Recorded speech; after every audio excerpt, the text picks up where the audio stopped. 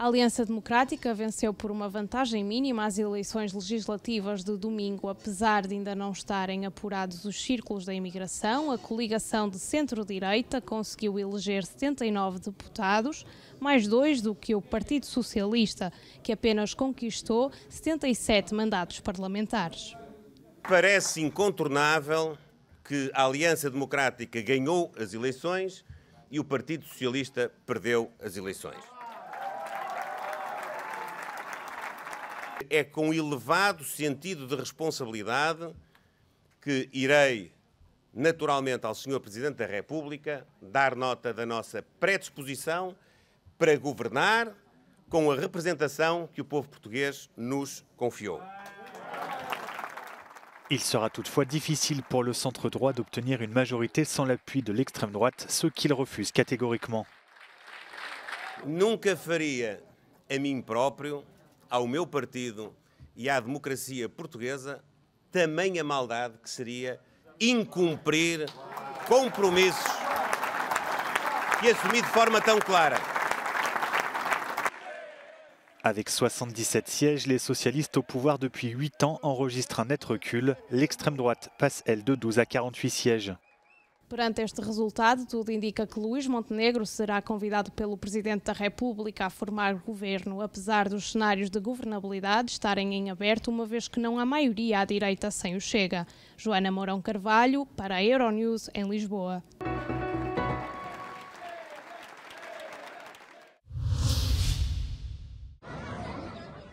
Sur l'esplanade des mosquées à Jérusalem-Est, seules quelques personnes étaient présentes dimanche, veille du Ramadan.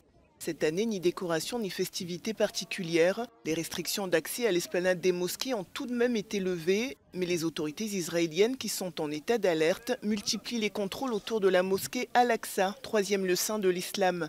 C'est dans ce climat tendu que Benny Gantz, ministre du cabinet de guerre israélien, a publié un message d'apaisement dimanche. בימים אלו מדינת ישראל נמצאת במערכה קשה שהחלה במתקפה הרצחנית של מחבלי החמאס על אזרחי ישראל כולם ובהם גם מוסלמים.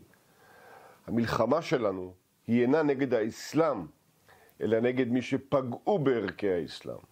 נגד מי שעשו פשעים נגד האנושות וביקשו גם לקרוע את החברה בישראל ואת עתידנו המשותף. Dans la bande de Gaza, l'armée israélienne poursuit ses opérations. Dimanche, Tsahal a mené plus de 60 raids aériens qui ont fait, selon le Hamas, au moins 85 morts dans le centre et le sud du territoire, notamment à Khan Younes. Alors que les espoirs d'une trêve pour le Ramadan s'éloignent, les habitants restent dans l'inquiétude d'une offensive à grande échelle dans la ville de Rafah, où se sont réfugiés plus d'1,5 million de Palestiniens ayant fui les combats au nord de l'enclave. Ce dimanche, l'armée de l'air ukrainienne a affirmé avoir abattu 35 drones sur un total de 39 lancés par la Russie dans la nuit, au-dessus de 10 régions du centre et du sud de l'Ukraine, y compris dans la région de Kiev. Selon les autorités, les frappes russes ont fait au moins 3 morts et 12 blessés. D'après Kiev, un immeuble d'habitation a été touché par une bombe russe à Kherson. Par ailleurs, 3 missiles russes ont frappé la ville de Mirnograd, dans l'est de l'Ukraine, faisant plusieurs blessés, dont un adolescent, selon un responsable local de la région de Donetsk, tandis que Moscou a indiqué avoir détruit 47 drones ukrainiens.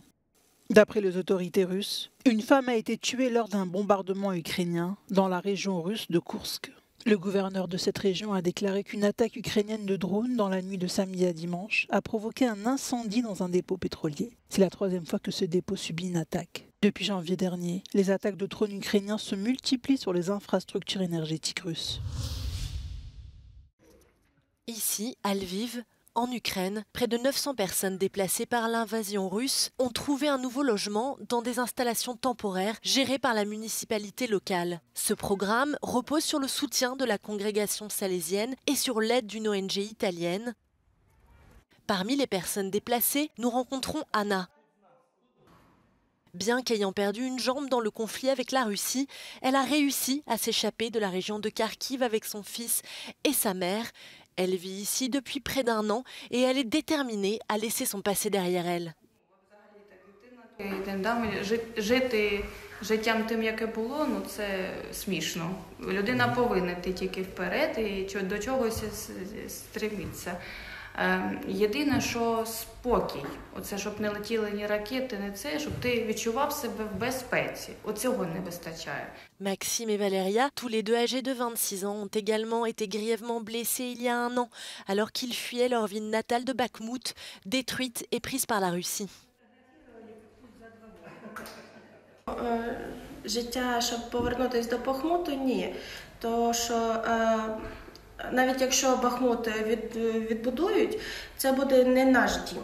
Це буде нове місто, нові люди. Це не наше. Нічні атаки пройдуть, тоді поїдемо далі. Le père Andrei supervise l'établissement. Il explique qu'il est crucial d'essayer de reprendre une vie normale. Non si sa come e quando potrà arrivare questa pace desiderata da tutti quando finisce la guerra e quindi bisogna fare qualcosa, non si può aspettare, non si poteva più aspettare, non si sa quando e come. Quindi tanta gente adesso dall'anno scorso ha cominciato a trovarsi il lavoro. 5 millions de personnes déplacées à l'intérieur de l'Ukraine ont transité par la ville de Lviv depuis février 2022.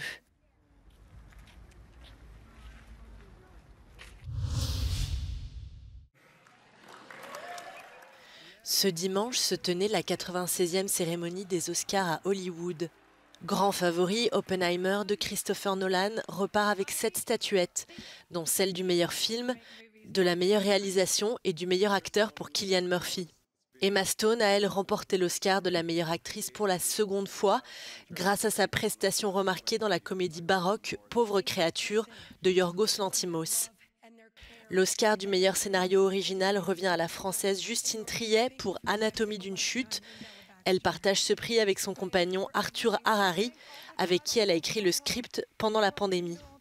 Enfin, le documentaire 20 jours à Mariupol sur les atrocités de la guerre en Ukraine a reçu le prix du meilleur documentaire. Il a été réalisé par le correspondant ukrainien de l'Associated Press et dépeint un aperçu glaçant du siège de la ville de Mariupol. Pendant 10 jours, comme chaque année en mars, Genève fait résonner les droits humains avec le FIFDH, un festival qui mêle cinémas et débats sur les violations des droits de l'homme dans le monde. De la Russie à la Palestine, en passant par d'autres continents, les conflits et les luttes sont innombrables et s'intensifient. Un contexte qui nécessite plus que jamais d'en faire l'écho. Il n'y a rien de quoi se réjouir en ce moment dans le monde si on parle des droits humains. Mais nous, on a la persuasion que la culture et notamment le pouvoir des images à travers le cinéma puissent faire la différence, puissent amener des histoires fortes qui puissent amener de l'engagement et de l'envie de changer ce monde dans une direction meilleure. هناك البحر هناك لبنان هناك سوريا وهناك الأردن وإحنا هينا بالنص. Pour l'ouverture le 8 mars et pour la Journée internationale des droits des femmes, c'est le film Bye Bye Tibériade, présenté à la dernière Mostra de Venise et réalisé par Lina Soualem, fille de Yaham Abbas, la grande actrice palestinienne. Un film sur 4 générations de femmes palestiniennes de ma famille, sur la façon dont elles ont réussi à maintenir leur histoire en vie et leur mémoire en vie malgré la dépossession et l'exil. Et je trouve ça très important de pouvoir célébrer la vie de ces femmes, leur combativité, leur complexité, de valoriser aussi leur humanité, surtout dans un contexte où les Palestiniens sont déshumanisés complètement. Des dizaines de films et de débats à découvrir à Genève jusqu'au 17 mars. Un festival sur les droits humains apparaît plus que nécessaire aujourd'hui, avec pour objectif de faire rencontrer les artistes, les militants et le public pour médiatiser des causes en péril partout dans le monde. À Genève, Frédéric Ponsard pour Euronews.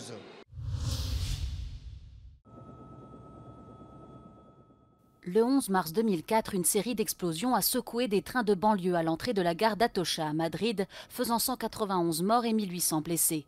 C'est à ce jour la plus grande attaque djihadiste perpétrée sur le sol européen. 20 ans plus tard, les événements de cette journée sont encore vivants dans la mémoire des victimes et de toute la société espagnole.